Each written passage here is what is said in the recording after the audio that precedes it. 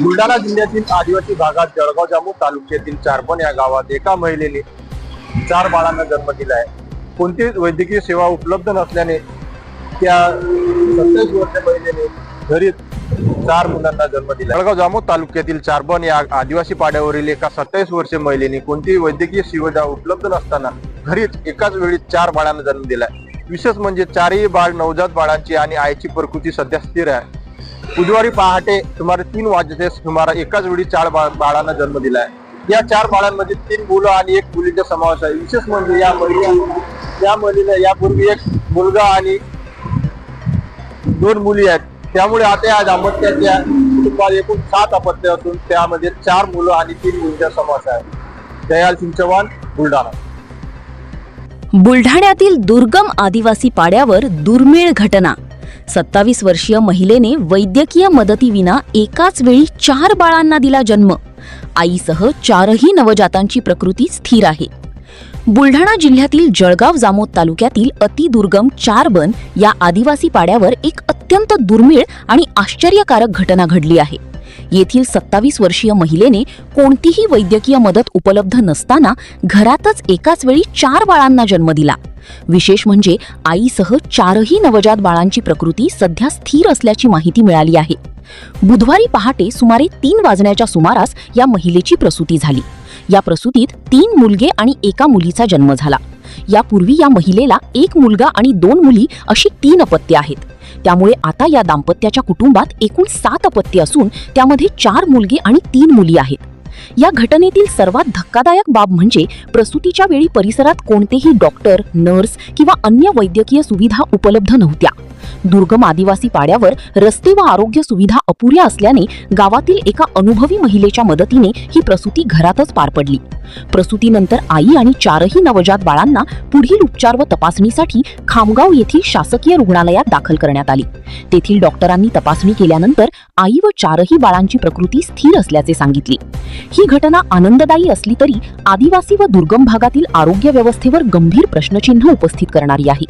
आजही अनेक दुर्गम गावांमध्ये गर्भवती महिलांना वेळेवर आरोग्य सेवा, रुग्णवाहिका आणि तज्ञ वैद्यकीय सुविधा उपलब्ध होत नसल्याचे वास्तव या घटनेतून पुन्हा एकदा समोर आले आहे। अशा भागांमध्ये मातृ व बाल आरोग्य सेवा अधिक सक्षम करण्याची गरज अधोरेखित झाली आहे। दयाल सिंग चव्हाण, बुलढाणा। सदर रुग्ण रियानी पंचीराम सस्त्या ही 5 तारखेला आपल्याकडे रेफर करण्यात आली होती। म्हणजे तिची डिलिव्हरी ही घरी झाली असल्या कारणाने तिला जळगाव जामोद या रुग्णालयात रेफर करण्यात आलं होतं। तिथून त्यांच्या मार्फत आपल्याकडे रेफर करण्यात आलं व तिच्या सोबतचे 4 अपत्य हे एसएनसीला ऍडमिट करण्यात आले आहे व तिथे तज्ञ डॉक्टरांच्या सल्ल्यानुसार त्यांच्यावर ट्रीटमेंट चालू आहे। किती मुलांनी जन्म झाले हे?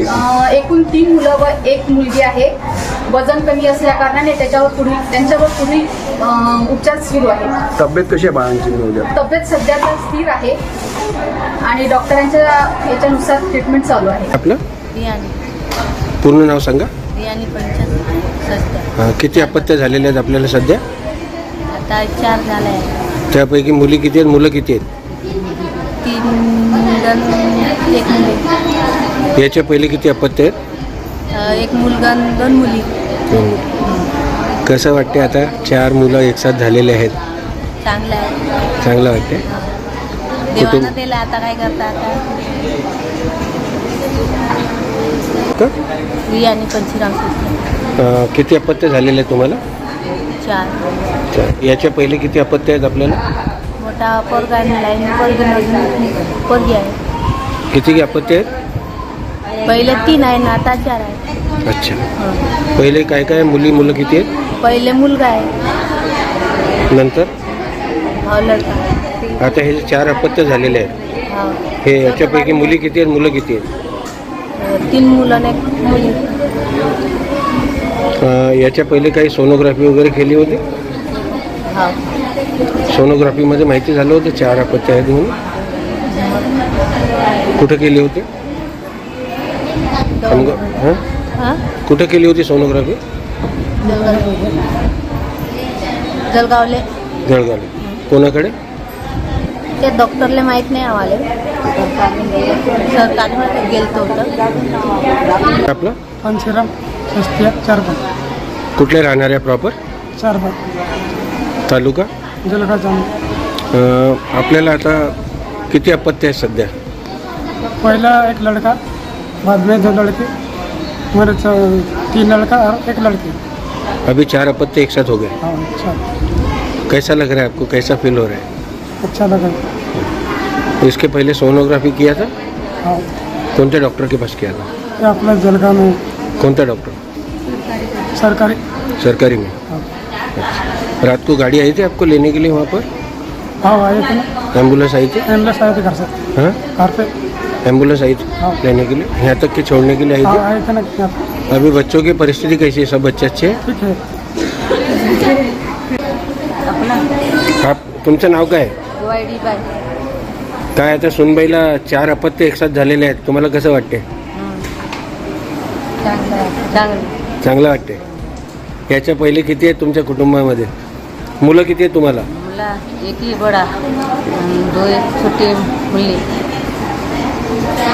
अभी ये परिवार इतना बड़ा हो गया, आपको कैसी खुशी लग रही है आपको? कसे लागा? काय नाव आहे तुमचं? रियानी पंचीराम सस्त्या, कोणत्या गावचे? 4 बनले. काय झालं आता? तुमची डिलिव्हरी केव्हा झाली? 3 वाजता रात्री सकाळी कुठं झाली ती? घरी. किती मुलं आहे तुम्हाला? आम्हाला पहिले मुलगा आहे, बाद में लड़की और लड़की. ये चौथा बार में 4 हुए. टोटल किती मुलं झाली? 7. 7. हा, डिलिव्हरी घरीच झाली? घरी झाली. सध्या काही त्रास आहे तुम्हाला? नाही, काहीच नाही त्रास. सोनोग्राफी वगैरे केली होती तुम्ही? नाही. मुलं आता किती? 4 मुलं झाले का किती झाले? 4 मुलं आहेत तिकडे. 3 मुलं आणि 1 मुलगी. हा. पंचीराम व्हायला सस्त्या 4 बन. कुठं झाली डिलिव्हरी तुमची? घरी. घरी किती मुलं झाली? 3 मुलं, 1 मुली. 3 मुलं आणि 1 मुलगी. हो. त्याच्या आधी काय आहे? पहिलं 1 मुलं, 2 मुली. डिलिव्हरी कुठं झाली? घरी 3 वाजता. का तुम्ही डॉक्टरकडे गेले नाही हॉस्पिटलला? मग गेलं ना, गेले नाही? गेले.